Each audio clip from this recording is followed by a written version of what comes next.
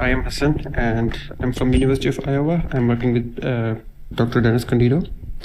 So today I'm going to talk about enhancing sensitivity of solid-state quantum sensor with exceptional points.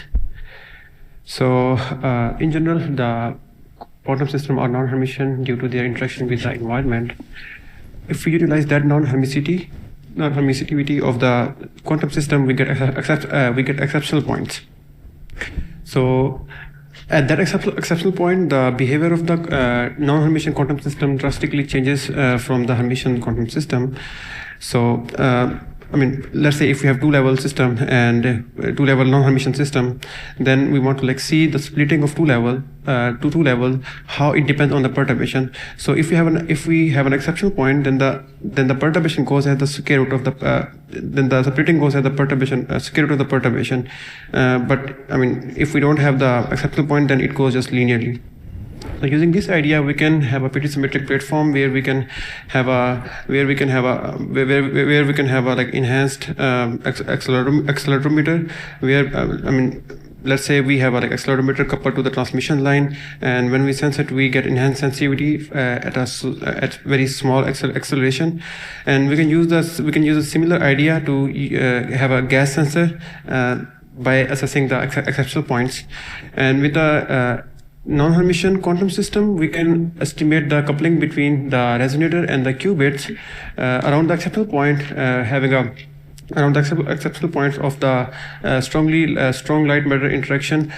We see the amplification in the signal because of that exceptional point. So this is just a motivation, like how we're using the exceptional point based sensor to have enhanced sensing. Let's model it mathematically.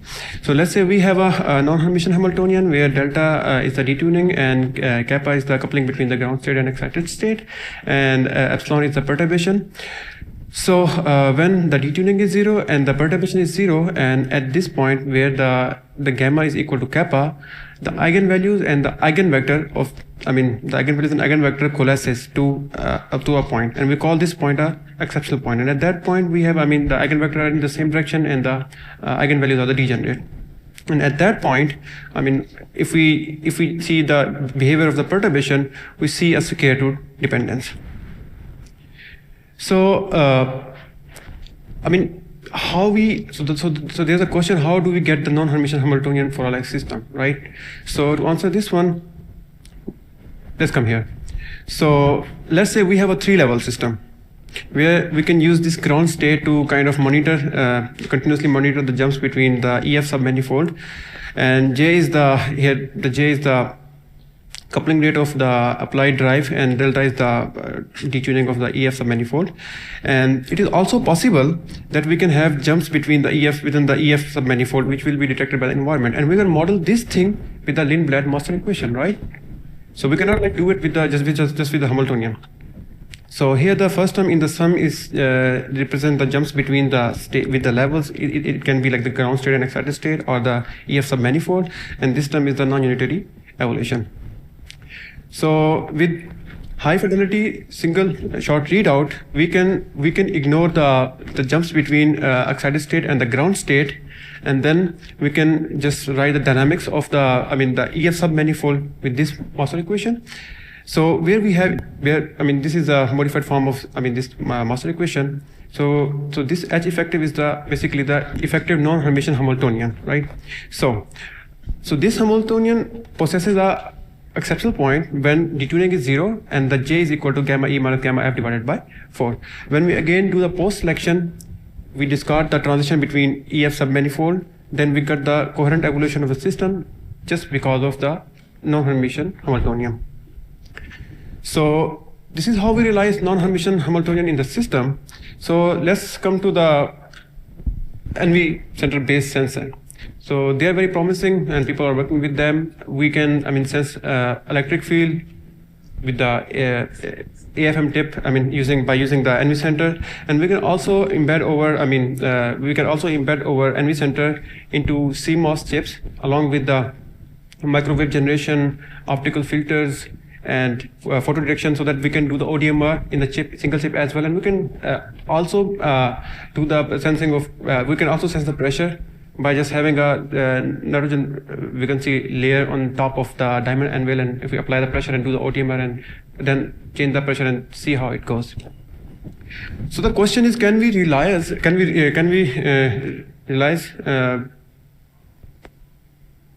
EP-based enhanced sensing in the NV center or not? So to answer this one, so let's go through the NV center Hamiltonian, the ground state Hamiltonian. We have the ground state Hamiltonian.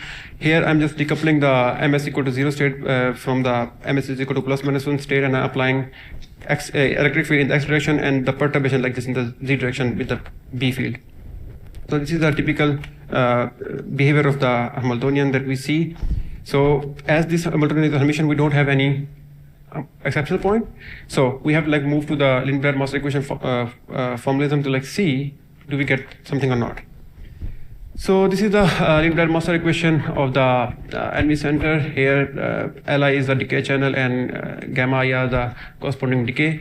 So here I am assuming that my environment is dominated by the electric noise. For the electric noise we use S plus minus square Lindblad decay channel. Yep.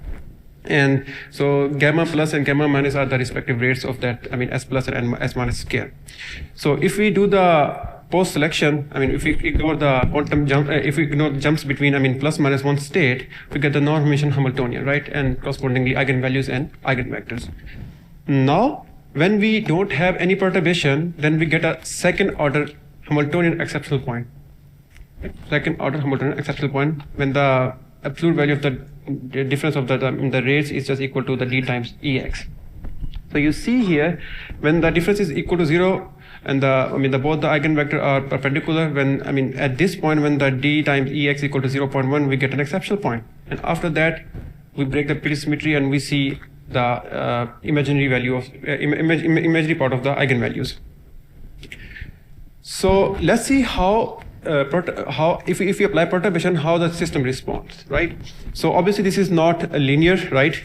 So let's verify that this is not linear. What we do, we solve the characteristics polynomial of this Hamiltonian at this condition, which is the exceptional point, by using Newton piece series. So we get square root behavior, right? So we get square root behavior. So now the question is, can we use this to have an enhanced sensing or not? So for that we have to compare it with the splitting that comes from the Hermitian Hamiltonian, right? So for that, so this is the Hermitian Hamiltonian, and the corresponding frequency is going to be the I'm calling it just the omega diabolic point, and with the non-Hermitian I'm going to get exceptional point, so I'm going to calling it omega EP. So we see for the small values, this is it is changing rapidly, right, as compared to this dashed one, right? So these are the parameters that I'm using. So if I just take the difference, we see that for the small values, the exceptional point is giving me enhanced splitting, right? And the slope goes as the square root, right? So if I just take the sensitivity, it just increases when the B field is very small. So in reality, no detector can detect the jumps 100%, right? With 100% accuracy, right? Obviously there are some jumps that the detector cannot do it, right? So what happens in that case, if there is jumps and we are not able to detect it, will we be able to get exceptional points then or not? To see that, instead of having partial jumps, let's include all of the jumps and see how the system behaves, right? So we have a Lindblad-Moser equation, same Lindblad operator because of the electric dominated electric noise in the system. So obviously this is a 3 level, so we are going to have a 3 by 3 density matrix. We can write it into row vector, right? 9-dimensional vector, and then we can define a Liouvillean super operator. Then we can define a Liouvillean super operator that basically acts on it and gives us the eigenvalues and corresponding eigenmatrices. So here I'm not writing the eigenmatrices because they are too big to write here. And also I am having some parameters, some eigenvalues which are kind of in form of alpha, and alpha basically contains X, B, and D and all the gammas, right? To make it simple, that's why I have it that way. So when the perturbation is 0, we see 2 second order exceptional points because these are coming from the Liouvillean super operators, so we are calling them LEPs. So this is the same condition that we had for the Hamiltonian exceptional point, right? So surprisingly, we get another Liouville exceptional points with different condition, right? We can see how, I mean, they goes with when we change this one, right? When we change the condition for the exceptional points. So this is how, I mean, we see it. So here I'm plotting the real values, real eigenvalues of this operator, right? The Liouville superoperator, and the imaginary values of the Liouville operator, right? With this condition, when I mean the difference between the rates is equal to like this thing.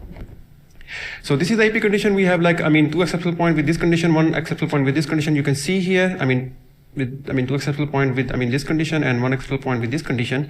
So if you, I mean, remember it from the Hamiltonian exception points, we can map the the eigenvalues of the non-Hermitian Hamiltonian to the Liouville superoperator, right? And they possess the same, I mean, they have the same condition for the exceptional points, and they have the same, I mean, this is the energy, but this is in terms of population, right? We can kind of map them with each other. So if we have a perturbation, right? Let's say if you have a perturbation, small perturbation, then obviously the condition for, I mean, this condition is not valid anymore because we have a perturbation. Then we don't see any exceptional points here. And same goes for, I mean, this one. So we can kind of have a map there, right? But there are some exceptional points in the Liouville picture, I mean, not the Liouville formalism, actually Liouville formalism, which is robust against that small perturbation, right? So we can use that, right? We can use that for, I mean, quantum sensing applications. So in summary, I would say we can see the enhancement of sensitivity of NVs if we do it with the exceptional points, and we see the presence of exceptional points in both post-selected and Lindblad formalism. And then in the future, what I'm going to do, I'm going to check the compatibility of these results with the sensing techniques that are out there, like the ODMR and the ESR. Yep. And if you have any question, I would love to take them.